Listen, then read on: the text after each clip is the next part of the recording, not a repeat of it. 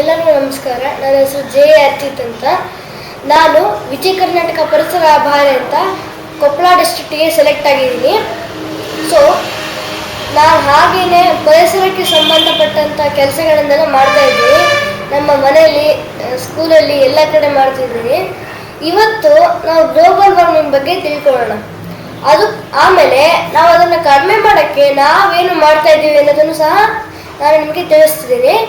ಮೊದಲು global warming ಅಂದರೆ ಏನು, ಅದು ಹೇಗಾಗುತ್ತೆ ಅಂತ ತಿಳ್ಕೊಳ್ಳೋಣ.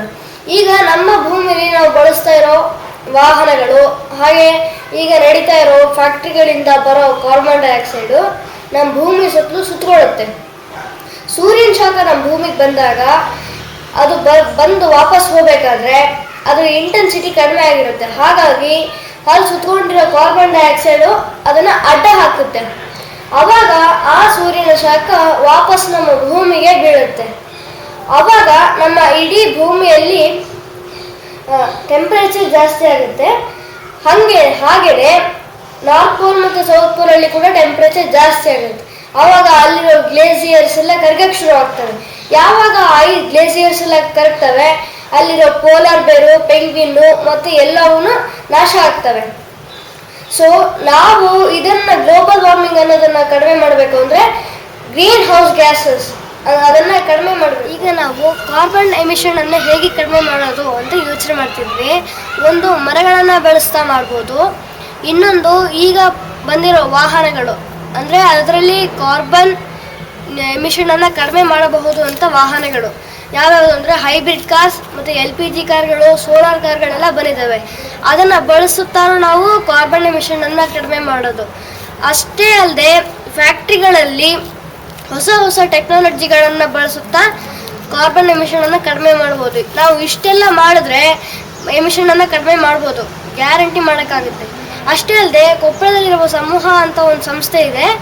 ಅವರು CNV ಅಂತ ಒಂದು ಪ್ರಾಜೆಕ್ಟ್ ಮಾಡ್ತಾ ಇದ್ದಾರೆ.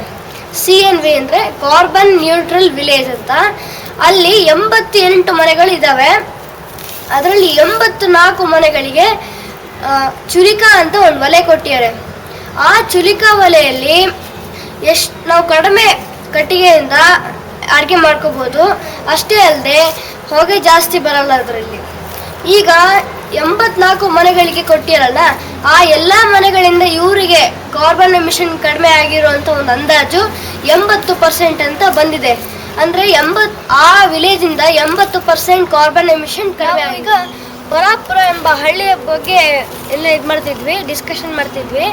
ಅವರು ಚುಲಿಕಾ ಒಲೆ ಇದೆಯಲ್ಲ, ಅದು ಬಂದಮೇಲೆ ನಿಮಗೆ ಹಳೆ ಒಲೆಗೂ ಈ ಒಲೆಗೂ ವ್ಯತ್ಯಾಸ ಆಗಿದೆ ಅಂತ ಕೇಳಿದ್ವಿ.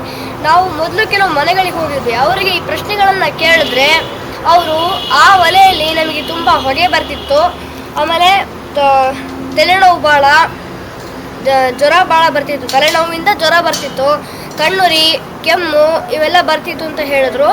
ಅಷ್ಟೇ ಅಲ್ಲದೆ ದಿನ ನಾವು ತುಂಬ ಕಟ್ಟಿಗಳನ್ನೆಲ್ಲ ಕಡ್ಕೊಂಡು ಹೊತ್ಕೊಂಡ್ಬರ್ಬೇಕಿತ್ತು. ಆದರೆ ಈ ಚುಲಿಕಾ ಒಲೆ ಬಂದಮೇಲೆ ಜಾಸ್ತಿ ಹೊಗೆ ಇಲ್ಲ.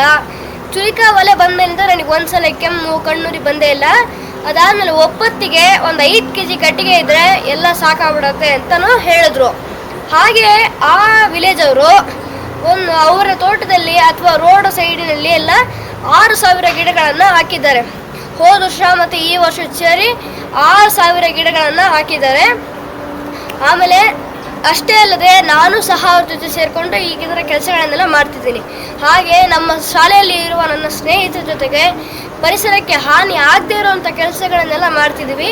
ನೀವು ನಮ್ಮ ಜೊತೆ ಸೇರಿಕೊಂಡು ನಿಮ್ಮ ಸಜೆಷನ್ಸನ್ನು ನಮಗೆಲ್ಲ ಹೇಳಿ ನೀವು ಕೆಲಸಗಳನ್ನು ಮಾಡಬೇಕು ಅಂದರೆ ಫೇಸ್ಬುಕ್ಕಲ್ಲಿ ವೀಕಿ ಗ್ರೀನ್ ಅಂಬಾಸಿಡರ್ ಅರ್ಚಿತ್ ಅಂತ ಒಂದು ಪೇಜ್ ಇದೆ.